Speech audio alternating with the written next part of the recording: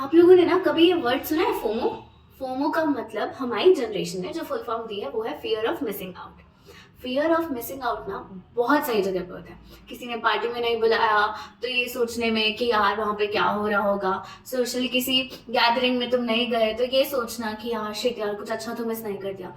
लेकिन फोमो हर तरीके का ना वर्स्ट ही होता है, लेकिन सबसे वर्स्ट पता है कौन सा चीज का फोमो होता है? पढ़ाई में फोमो। और स्पेशली जब हम कॉम्पिटेटिव एग्जाम्स के लिए तैयारी कर रहे होते हैं, जैसे कि नीट पीजी 2025, और वहां पे फोमो होना ना सबसे खराब बात है। फोमो किस चीज में होता है? यार ये मारो लिया, ठीक है, हो सकता है सेरेबेलम वाले टीचर्स बहुत अच्छा पढ़ा रहे हो, यार शिट यार सेरेबेलम वाले ने कुछ ज्यादा बता दिया तो, यार प्रेपलेटर वाला भी ज्यादा बता सकता है, यार नहीं यार भाटिया ले लेता हूँ यार। पता है ये जो फोमो होता है ना, ये वर्स्ट काइंड ऑफ फोमो होता है। इसकी वजह से आपकी पढ़ाई रुक जाती है, आप पढ़ाई ढंग से नहीं कर पाते, जो आपको याद रहता है वो भी आप भूल जाते हो, और अल्टीमेटली इस खिचड़ी में कंफ्यूजन में ना कोर्स पूरा हो नहीं पाता और हम वहीं के वहीं रह जाते हैं। So, I welcome you all to the channel of Two Broke Doctors. This is Dr. Ria, and today we are in the fourth week of NEET PG 2025 timetable series. I hope आप लोगों के last के 3 weeks जो हैं वो ठीक ठाक चले गए हों, आप लोगों की होली काफ़ी अच्छी गई हुई हो, और होली के दिन पढ़ाई तो नहीं करी ना, नहीं करनी चाहिए थी वैसे तो लेकिन मैंने बोला था ना 3 सेट ऑफ एमसीक्यूज करना है, तो वो कर लिए तो बहुत अच्छी बात है। ठीक है, चलो अब होली खत्म हो चुकी है, फेस्टिवल खत्म हो चुका है, one of the biggest festival खत्म हो चुका है। अब हम पढ़ाई पे वापस ध्यान देते हैं, फोकस करना स्टार्ट करते हैं पढ़ाई पे। प्लीज अब थोड़ा और सीरियस हो जाते हैं। ये हमारा 4th वीक है, और 4th वीक में जैसे कि मैंने पिछली बार बोला था, हम ENT ऑप्थैल पढ़ेंगे। आज हम इस बारे में भी डिस्कशन करेंगे कि फोमो होने से हमें कितना प्रॉब्लम हो सकता है, हमें कितना कंटेंट पढ़ना चाहिए। आप सब कुछ नहीं पढ़ सकते यार, हमारे पास में जितना टाइम लिमिटेड है अभी, हम उतने में उतना बेस्ट निकाल सकते हैं, बस वही हम कर सकते हैं। सब कुछ हम पढ़ने जाएंगे तो वो हमारे लिए प्रॉब्लमेटिक हो जाएगा, और हमें कुछ समझ में भी नहीं आएगा, और वो हमारे लिए नीट पीजी 2025 जिस तरीके का एग्जाम है उसके लिए फ्रूटफुल भी नहीं होगा। आई नो पढ़ा हुआ कभी भी वेस्ट नहीं जाता, लाइफ में कभी ना कभी काम आ ही जाता है, बट स्टिल अभी हमें गोल ओरिएंटेड पढ़ाई करनी है, और हमारा गोल जो है अभी नीट पीजी 2025 है। So let's study for that. Let's crack NEET PG 2025. FOMO में नहीं रहना है। जो भी तुम्हारा एक सोर्स है, please stick to that source. इधर उधर चेंज नहीं करना है कि ये कर लेता हूँ वो कर लेता हूँ, नहीं। जो भी तुम्हारा सोर्स है उसको पढ़ो, उसमें मास्टरी करते हैं। और आई गारंटी यू, अगर तुम एक सोर्स में पढ़ के एक सोर्स की मास्टरी कर लोगे ना, 101% तुम्हारी एक काफी अच्छी डिसेंट रैंक आ जाएगी, और शायद तुमको तुम्हारी मनपसंद ब्रांच मिल जाएगी। देखो ENT और ऑप्थेल ऐसे सब्जेक्ट्स है, अगर तुम चाहो ना तो इनको 1 वीक भी दे सकते हो आराम से, लेकिन क्योंकि हमारे पास अभी टाइम लिमिटेड है तो हम ENT और ऑप्थेल जो है वो ENT को देंगे हम 3 दिन और ऑप्थेल को देंगे हम 3 दिन। तो बेसिकली एक हफ्ते में हम पूरा का पूरा ENT ऑप्थेल खत्म करने का कोशिश करेंगे, ठीक है। और as usual you know Sunday को हम GT करते हैं। अर्ली मॉर्निंग्स के लिए, अर्ली राइजर्स के लिए अलग टाइम टेबल होता है, नाइट आउल्स के लिए अलग टाइम टेबल होता है, ये तुमको ऑलरेडी पता है। यहाँ पे तुम्हें दिख रहा होगा अर्ली राइजर्स का दिन जो होता है वो शुरू ही 5 बजे के आसपास होता है, और नाइट आउल्स का जो दिन होता है वो शुरू 8-9 बजे के आसपास होता है। तो तुम अकॉर्डिंगली उस तरीके से अपना प्लान कर सकते हो। एक और चीज, जो भी अभी आए हैं उन्होंने ये टाइम टेबल सीरीज स्टार्ट किया है, और तुम लोग को लग रहा है कि तुम्हारा 3 हफ्ते पुराना रह गया है, डोंट वरी, हम कोर्स भी खत्म करेंगे, हम रिवीजन भी करेंगे, हम सब कुछ करेंगे, टेंशन लेने की कोई भी जरूरत नहीं है, ठीक है। यूजुअल सबको पता ही है कि रोज हमारे 11 सेशंस होते हैं। 11 में से हम 8 सेशंस जो होते हैं वो थ्योरी को डिनोट करते हैं, बाकी बचे 3 सेशंस जो हैं वो हम MCQs को डिनोट करते हैं। संडे हम GT देते हैं। डजेंट मैटर कितना भी कोर्स खत्म हुआ हो, चाहे ना हो, चाहे 1 सब्जेक्ट हो, चाहे 2 सब्जेक्ट हो, चाहे 3 सब्जेक्ट हो, चाहे 4 सब्जेक्ट हो, डजेंट मैटर, हर संडे हम GT देंगे। GT ना, इन GT का स्कोर्स ना तुम्हारे लिए ऑनेस्टली बताओ 0% मायने रखता है, कुछ भी मायने नहीं रखेगा, because at the day of NEET PG it's about कि आपका उस टाइम पे मेंटालिटी कितना था, आप कितने स्ट्रांग थे, आप कितने क्या बोलते पॉजिटिव माइंडसेट से गए थे उस दिन, ठीक है।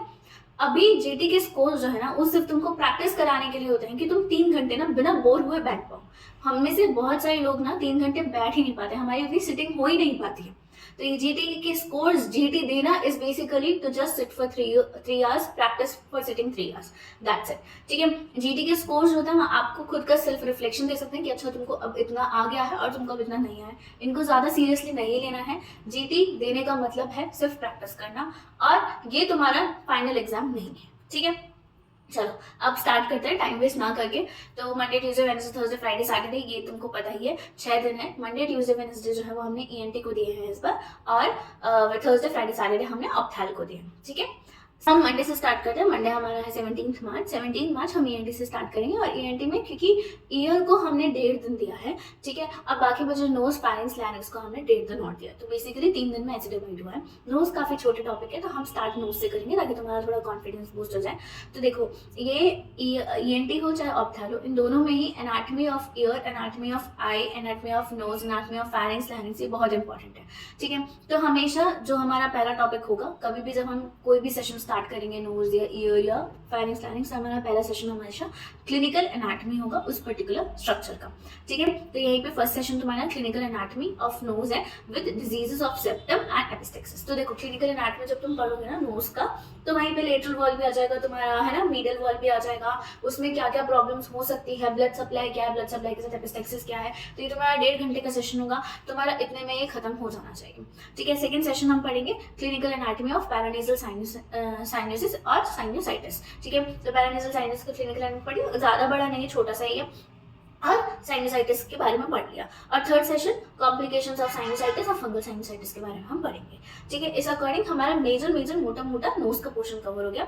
सेशन 4 में तुम नेजल पॉलिप छोटे छोटे टॉपिक्स है ना, 15-15 10-10 मिनट के टॉपिक्स हैं। नेजल पॉलिप्स हो गया, tumours of nose and paranasal sinuses हो गए, है ना, एट्रोफिक राइनाइटिस हो गया और ग्रैनुलोमेटस कंडीशन ऑफ नोज हो गया। और फिफ्थ सेशन में हम CSF rhinorrhea and fractures of face पढ़ेंगे। इन सारे ही सेशंस में 5 के 5 sessions, these are very small topics, try to finish them as early as possible, don't stuck on. उसके बाद आते हैं हम फेरिंग्स पे। अब हमारा 6 सेशन से फेरिंग्स स्टार्ट हो जाते हैं, तो ऑब्वियसली एनाटॉमी इंपॉर्टेंट है, तो सबसे पहले हम एनाटॉमी ऑफ फेरिंग्स पढ़ेंगे। एनाटॉमी फेरिंग्स की थोड़ी बड़ी तो हमने 2 सेशन से नोट की है। पहले वाले में हम फेरेंजियल वॉल और कैविटी के बारे में बात करेंगे, दूसरे वाले में हम फेरेंजियल स्पेसेस के बारे में बात करेंगे, इनके एनाटॉमी पढ़ेंगे और उससे रिलेटेड जितनी भी कंडीशंस है वो हम पढ़ेंगे। सेशन 8 में हम टॉन्सिल्स के बारे में पढ़ेंगे और टॉन्सिलेक्टोमी के बारे में पढ़ेंगे। और सेशन 9th 10th 11th हम ऑब्वियसली एमसीक्यूज करेंगे एज यूजुअल। फिर उसके बाद हमारा सेकंड डे आता है ट्यूसडे को हम पहला सेशन जो हमारे फाइनेंस में अब एडिनॉइड्स बचा था, एडिनॉइड हाइपोट्रोफी हो गया, ठीक है, नेसोफेरेंजियल कार्सिनोमा हो गया, एंजियोफिब्रोमा हो गया, और जितना भी बचा फाइनेंस अब बच गया है वो करना है। ये सारे टॉपिक्स 10-10 15-15 मिनट के हैं, तो इससे ज्यादा इनमें टाइम इन्वेस्ट नहीं करना है। उसके बाद हम स्टार्ट करेंगे ईयर। एज आई सेड कि हम 1.5 दिन देंगे ईयर को, तो बस एक सुबह का सेशन तुम्हारा फेरिंग्स का होगा, उसके बाद तुम ईयर स्टार्ट कर दोगे। तो सबसे पहले सेकंड और थर्ड सेशन जो है वो कंट्रीब्यूट करेंगे हम क्लिनिकल एनाटॉमी और embryology of inner, external and middle year. तो यहाँ पे जितना भी एनाटॉमी है, जैसे कि पिन्ना हो गया, एक्सोनोटिक कैनाल हो गया, टिम्पैनिक मेम्ब्रेन हो गया, ऑसिकल्स हो गया, है ना, मिडिल ईयर में जितने भी तुम्हारी 4 साइड्स हो गए, इनर ईयर में उसके बाद तुम्हारा कॉक्लिया हो गया, है ना, नर्व सप्लाई हो गया, इन सब चीज़ों का, ये सब चीज़ें ना है हम क्लिनिकल एनाटॉमी में पढ़ते हैं, एम्ब्रियोलॉजी में पढ़ते हैं, इनर, मिडिल और एक्सटर्नल ईयर का। ये हम सेकेंड और थर्ड सेशन में खत्म करने की कोशिश करेंगे। फोर्थ और फिफ्थ सेशन में हम बेसिकली डिजीजेस पढ़ेंगे, पिन्ना की, ईयर की, सॉरी एक्सोनोटिक कैनाल की, टिम्पैनिक मेम्ब्रेन्स की, ऑसिकल्स की। ठीक है, बहुत बड़े बड़े टॉपिक नहीं है, छोटे छोटे टॉपिक है, लेकिन फिर भी हमने 2 सेशन डिनोट किए कि इफ इन केस तुम्हें थोड़ा टाइम लग गया तो तुम कर सकते हो।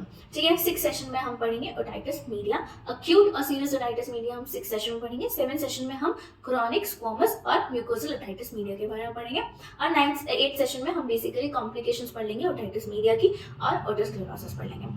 तो ये जो ओटाइटिस मीडिया है 6, 7, 8 3 सेशंस हमने इसमें डिनोट करे हैं और ये इतने में खत्म हो जाएगा। मैं फिर वापस बोल रही हूँ, एक ही टॉपिक पे स्टक मत रह जाना। अगर कुछ होता जा रहा है, एक ही सेशन कंट्रीब्यूट करना है, जितना भी टॉपिक दिया, कुछ बच गया हम बाद में कर लेंगे, लेकिन उससे ज्यादा उसमें टाइम इन्वेस्ट नहीं करना है। ठीक है, उसके बाद आता है वेडनेसडे में अब हमारे पास में ईयर में और क्या क्या बचा है। ईयर में हमारे पास में सबसे पहला सेशन फ्रेश माइंड्स होगा, तो तुम ऑडियोग्राम कर लो, ट्यूनिंग फॉर्क टेस्ट कर लो, ऑटोकास्टिक एमिशंस कर लो, बेरा कर लो, ये जितने भी टेस्ट हो कर लो। और सेकंड सेशन में टिम्पैनोमेट्री, स्टेपिडियल रिफ्लेक्स। इसको मैंने फ्रेश दिन इसलिए दिया है, सुबह सुबह का टाइम इसलिए, क्योंकि इसमें समझने की चीजें ज्यादा है, तो समझोगे तो बेटर अंडरस्टैंडिंग हो पाएगी, बेटर तरीके से क्वेश्चन बना पाओगे। अब मेरा सजेशन है इन दोनों सेशंस के बाद ना एक एमसीक्यू का सेशन लगा लेना, तो तुम्हें बेटर क्लैरिटी आ जाएगी, ठीक है, चीजों के बारे में। थर्ड सेशन हमारा फेशियल नर्व अकाउस्टिक न्यूरोमा के बारे में होगा।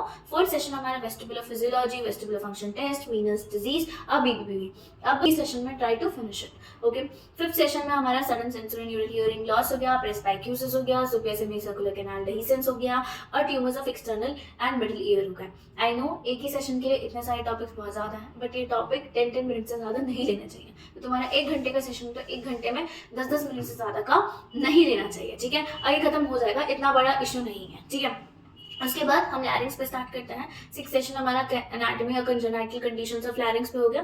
लैरिंग्स बहुत ही ब्यूटीफुल टॉपिक है, बहुत ही छोटा टॉपिक है, जल्दी जल्दी हो जाएगा। तो हमने सिर्फ 4 सेशंस इसके लिए डोनेट किए। एनाटॉमी और कंजेनाइटल कंडीशंस हो गया लैरिंग्स का, फिर उसके बाद नर्व सप्लाई और वोकल कॉर्ड पाल्सी हो गया और रिलेटेड वॉइस डिसऑर्डर्स हो गए। फिर उसके बाद 8 सेशन हमारा कार्सिनोमा लैरिंग्स है और लास्ट सेशन हमारा ट्रेकेस्टोमी और इन्फेक्शंस ऑफ लैरिंग्स है। ये खत्म हो गया। हमने यहाँ पे 9 सेशंस लिए हैं क्योंकि हमें ENT पूरा खत्म करना था इसमें। बाकी के 2 सेशंस हम MCQs करेंगे। इन सबके MCQs हम वापस करेंगे, टेंशन नहीं लेनी है।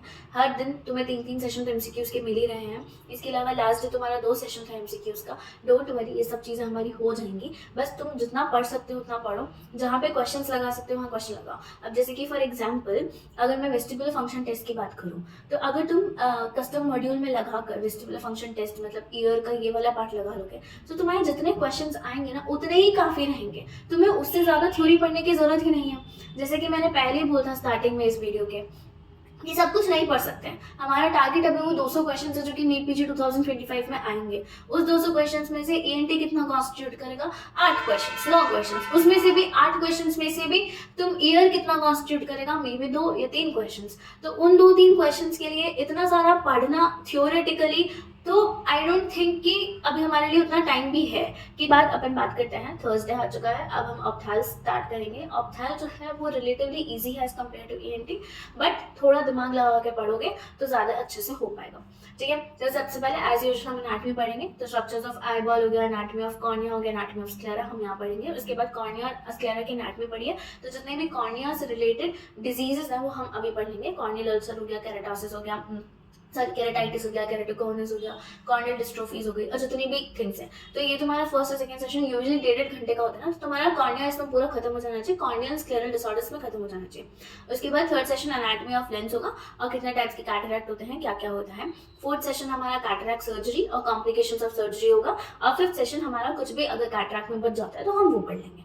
फिर हम ग्लोकोमा भी इसी दिन पढ़ लेंगे। तो 6th सेशन हमारा ग्लोकोमा होगा, उसके बेसिक्स, उसमें क्या क्या इन्वेस्टिगेशंस यूज करते हैं। 7th primary open angle glaucoma होगा। 8th session primary angle closure glaucoma होगा। और 9th सेशन हमने यहाँ पे 9 सेशन में दिया सेकेंडरी अनकंजनाइटल ग्लूकोमास। अगर तुम्हारा ग्लोकोमा जो है इससे पहले सेशंस में खत्म हो जाता है, 9 सेशन की जरूरत नहीं पड़ती है, तो 9 session please do MCQs। Topics का अगर तुम्हें लगता है छोटा टॉपिक है तो उसके क्वेश्चन बनाना is way more better, is way more smart तरीका as compare to reading theory about it, okay. उसके बाद में हमारा 21 मार्च आता है फ्राइडे। फ्राइडे वाले दिन हम पहले विजुअल पाथवे और विजुअल फील्ड इफेक्ट्स के बारे में बात करेंगे। मैं पहले ही बता लूँ, ये जो है ये समझने वाली चीज़ें हैं, तो इसलिए मैंने इनको मॉर्निंग रखा है कि तुम फ्रेश उठोगे और फ्रेश तरीके से इनको समझ के अच्छे से समझ पाओगे और पढ़ पाओगे, ठीक है। तो first session visual pathway, visual field effects, इनसे पक्का 1-2 क्वेश्चन आते ही आते हैं, तो ये अच्छे से पढ़ना, ठीक है। और इसके बाद इसके क्वेश्चंस भी लगा लेना। सेकेंड सेशन जो होगा वो प्यूपिलरी और लाइट रिफ्लेक्स होगा और उसके लीजन्स होंगे। तो दोनों सेशन करने के बाद में एक MCQ सेशन पक्का रख लेना है इसके बाद में। उसके बाद थर्ड सेशन तुम्हारा optic atrophy, neuritis, papilledema, colour blindness, ये सब चीजें होंगी। फोर्थ सेशन तुम्हारा रेटिना आ जाएगा। अब एनाटॉमी और इन्वेस्टिगेशंस ऑफ रेटिना तुम फोर्थ सेशन में करोगे। 5th और 6th सेशन में तुम रेटिनोब्लास्टोमा और मैक्यूलर डिसऑर्डर्स ऑफ रेटिना करोगे।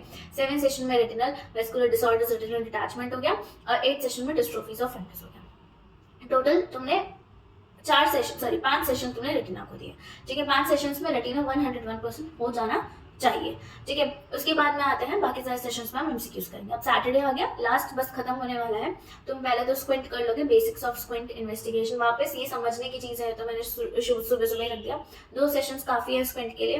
पहले में basics of squint, investigation, classification, directions of squint देखेंगे। दूसरे वाले में types of squint, paralytic, restrictive, concomitant, ये सारे स्क्विंट देख लेंगे हम। उसके बाद में इसके MCQs लगा लेंगे। फिर सेशन 3 और सेशन 4 तुम्हारे रिफ्लेक्टरी एरर्स के लिए है। मायोपिया, हाइपोमेट्रोपिया, ग्लासेस कैसे प्रिस्क्राइब करते हैं, अस्टिग्मेटिज्म क्या होता है, ये सब चीज़ें जो है सेशन 3 और सेशन 4 के लिए रिफ्लेक्टरी एरर्स तुम्हारे इसमें खत्म हो जाने चाहिए। सेशन 5 में हम यूवीआइटिस पढ़ लेंगे, एंटीरियर पोस्टीरियर यूवीआइटिस।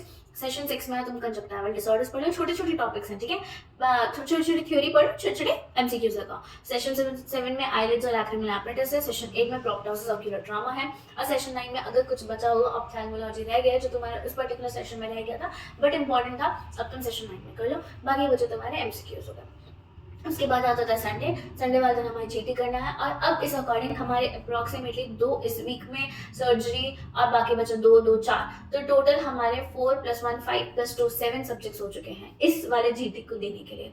तो आई होप अगर पुराना भूल भी चुके हो तो भी कोई लोड वाली बात नहीं है। पर बोल रही हूँ जीटी जो है वो तुम्हारे सिर्फ प्रैक्टिस के लिए है, डजेंट मैटर तुम्हारे कितना स्कोर आ रहा है। तुम अपने आप का एनालिसिस इस चीज से कर सकते हो कि जब तुमने फर्स्ट वीक ऑफ जीटी दिया था और जो तुम आज वीक ऑफ जीटी दे रहे हो उसमें भले ही तुम्हारा एक क्वेश्चन एक्स्ट्रा सही हुआ हो, लेकिन वो होना चाहिए। हर जीटी में तुम्हारी थोड़ी सी प्रोग्रेस होनी चाहिए, भले ही तुम्हारा एक क्वेश्चन एक्स्ट्रा सही हुआ हो पुराने जीटी से। किसी जीटी में अगर प्रोग्रेस सही नहीं भी होती है तो हम वापस रिव्यू करेंगे, हम वापस देखेंगे, लेकिन ऐसे नहीं होना कि डिसअपॉइंट होना है कि यार शिट यार मैं कुछ नहीं कर सकता। नहीं, पॉजिटिव रहना है। We are going to crack this NEET PG 2025। FOMO में नहीं रहना है। जो तुम्हारे पास कंटेंट है अभी जितना भी है that is more than enough. जो भी पढ़ रहे हो वो बहुत अच्छा पढ़ रहे हो, बस इन टॉपिक्स के अकॉर्डिंग एमसीक्यूज करते जाओ, इन टॉपिक्स के अकॉर्डिंग थ्योरी पढ़ते जाओ, that's more than enough. Okay, I hope तुम लोग पढ़ रहे हो। आई होप हम सब के सब मिलकर नीट पीजी 2025 इस बार क्लियर कर दें और हमें हमारी डिजायर्ड ब्रांच मिल जाए। And that's it for today's video. अगर कोई भी डाउट्स है तो तुम कमेंट डाउन कर सकते हो या फिर इंस्टाग्राम पे डीएम कर सकते हो। इंस्टाग्राम आईडी डूब्रोक है, ठीक है। इसके अलावा इंटर्नशिप वालों को मैं पहले बता दूं कि इंटर्नशिप में हम यही सेम टाइम टेबल फॉलो करेंगे। तुम 11 की जगह 9 सेशंस कर सकते हो, जिसमें से 6 सेशन जो है वो तुम्हारे थ्योरी के हो गए, 3 सेशन तुम्हारे एमसीक्यूज के हो गए। और ऐसा भी कर सकते हो तुम 11 के 11 सेशंस करो but more sessions are contributed to MCQs. Why? Because क्योंकि तुम्हें हॉस्पिटल जाना होगा। देखो, इतना हम सबको पता है कि इंटर्नशिप में इतना कुछ काम नहीं होता है कि तुम बिल्कुल भी ना पढ़ पाओ हॉस्पिटल में, एक्सेप्ट फॉर सम सब्जेक्ट्स जहाँ पे थोड़ा हेक्टिक हो सकते हैं, जैसे कि ऑब्स गायनी हो गया है ना। कुछ हॉस्पिटल्स में सर्जरी भी होता है, बट सर्जरी में भी तुमको कोई सर्जरी तो कराएगा नहीं एज ए इंटर्न, ठीक है। तो तुम्हें साइड में बैठना ही है, तो उस साइड में बैठने में तुम आराम से ऑब्जर्वेशन भी करते जाओ। एक आध सर्जरी ऑब्जर्व कर ली, उसके बाद में एमसीक्यूज लगाते जाओ अगर वहाँ बैठ के बोर हो रहे हो तो मेरा कहने का मतलब यही है कि जब हॉस्पिटल जाओ तो हमेशा एमसीक्यू लगाते रहो, ठीक है। थोड़ा एमसीक्यू लगाते रहो। थोड़ा एक्स्ट्रा मेहनत लगेगा यार। और अब तो मैंने सुना है बहुत सारे लोगों की इस मंथ में इंटर्नशिप भी खत्म हो जाएगी, तो अप्रैल मई जून तो तुम्हारे पास पूरा है ना बेसिकली, तो तुम आराम से पढ़ सकते हो, कोई लोड वाली बात नहीं है, ठीक है। तो टेंशन नहीं लेनी है, बस पढ़ाई करते रहना है और कोई भी प्रॉब्लम नहीं होगी। इसके अलावा अगर तुम्हें तुम्हारा पर्सनलाइज टाइम टेबल चाहिए तो you can always DM us on Instagram. Our Instagram ID is Dubrok doctors, will help you in that also. अगर तुम इंटर्न हो, तुम्हें पर्सनलाइज चाहिए तो उसमें भी हेल्प हो जाएगी, ठीक है। तो स्टे ट्यून्ड, आई विल है नेक्स्ट वीक है बायोकेम पढ़ेंगे हम, ठीक है। इसके अलावा हम डर्मा पढ़ेंगे और एनेस्थीसिया पढ़ेंगे। तो ये 3 सब्जेक्ट्स जो है वो हम एक हफ्ते में खत्म करेंगे, क्योंकि हमने बायोकेम को एज यू नो हमने सिर्फ 3 दिन डोनेट किया बायोकेम को, डर्मा को हमने 2 दिन डोनेट किए थे और एनेस्थीसिया को हमने 1 दिन डोनेट किया था, ठीक है। तो इस अकॉर्डिंग हमारा नेक्स्ट वीक ये 3 ही सब्जेक्ट्स होने चाहिए, मोस्ट प्रोबेबली यही होंगे, बाकी let's see. Okay, so stay tuned, please like share and subscribe the channel and see you next week. Bye bye.